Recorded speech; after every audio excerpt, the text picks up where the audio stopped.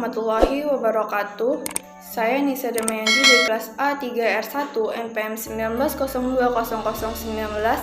Saya di sini akan mereview sedikit tentang mata kuliah dasar akuntansi keuangan menengah yang ada di FIE Banten.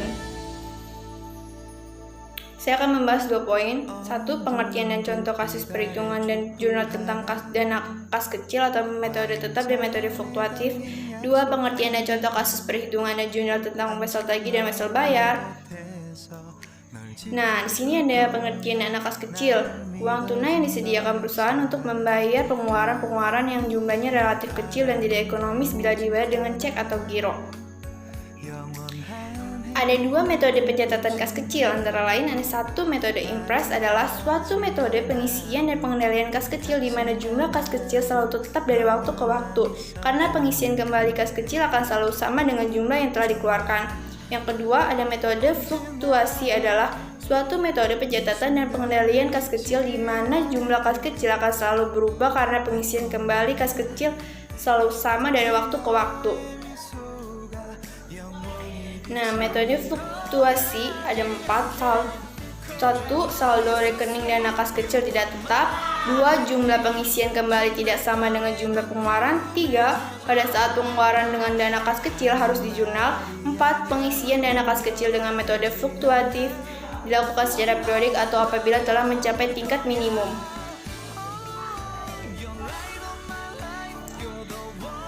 Ada beberapa perbedaan metode dana tetap dan metode fluktuatif. 1. Dari metode dana tetap, jumlah pengisian kembali dana kas kecil sama dengan jumlah pengeluaran atau jumlah untuk pembayaran biaya-biaya. 2. Pada saat pengeluaran dana kas kecil tidak di jurnal, hanya membuat bukti pengeluaran kas kecil.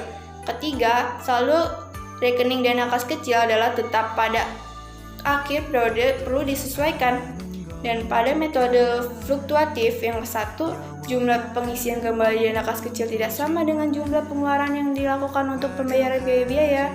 Yang kedua, pada saat pengeluaran dana kas kecil harus dicatat atau di jurnal sesuai dengan jumlah yang dikeluarkan untuk pembayaran biaya. Yang ketiga, saldo rekening dana kas kecil berfluktuatif atau berubah.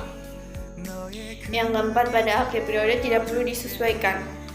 Adapun bersamaan metode dana tetap dan metode fluktuatif adalah pengisian kembali dana kas kecil dilakukan secara periodik dan atau apabila telah mencapai tingkat minimum dari dana kas kecil.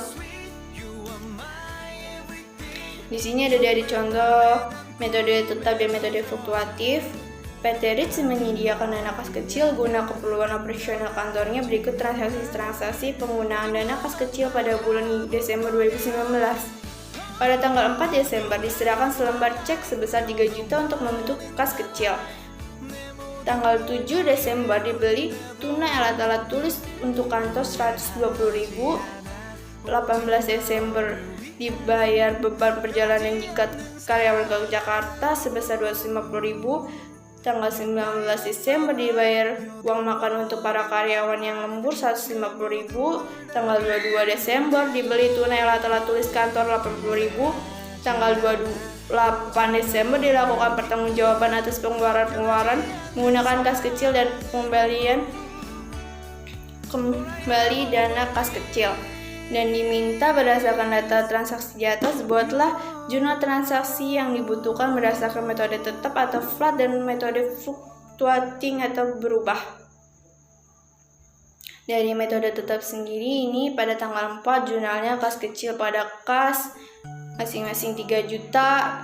Pada tanggal 7, 18, 19, 22 ini tidak dijual atau tidak dijurnal. Pada tanggal 28 penangkapan kantor atau ATK 120.000 didebit biaya perjalanan diklat 250.000 didebit biaya konsumsi 150.000 didebit penangkapan kantor atau ATK 80.000 didebit pada kas 600.000 di kredit. Totalnya masing-masing didebit 3.600.000 dan di kredit 3.600.000. Dan metode fluktuatif pada tanggal 4 kas kecil pada kas masing-masing 3 juta. Pada tanggal 7 perlengkapan kantor atau ATK pada kas masing-masing 120.000. Pada tanggal 18 biaya perjalanan diklat pada kas masing-masing 250.000. Pada tanggal 19 biaya konsumsi pada kas kecil masing-masing 150.000. Pada tanggal 22 perlengkapan kantor pada kas kecil masing-masing 80.000. Pada tanggal 28 jurnalnya kas kecil pada kas masing-masing 600.000. Totalnya di debit 4.200.000, di kredit 4.200.000. Nah, di sini ada wesel tagih dan wesel bayar. Pengertian wesel tagih atau piutang wesel adalah pernyataan tertulis tentang jumlah utang dari suatu perusahaan.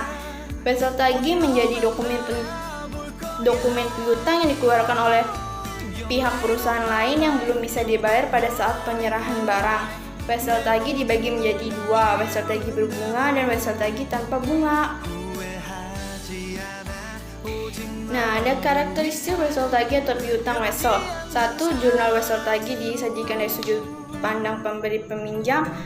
2. Wesel tagih bertambah di sisi debit. 3. Wesel tagih termasuk aktiva. Contohnya dari wesel tagih ini ada dari PT Rich memberikan pinjaman kepada PT Inco sebesar 100 juta rupiah pada tanggal 1 Januari 2019. Tingkat bunga yang diberikan adalah 10% dalam jangka waktu 90 hari atau 3 bulan. Maka PT Rich akan membuat jurnal perusahaannya sebagai berikut.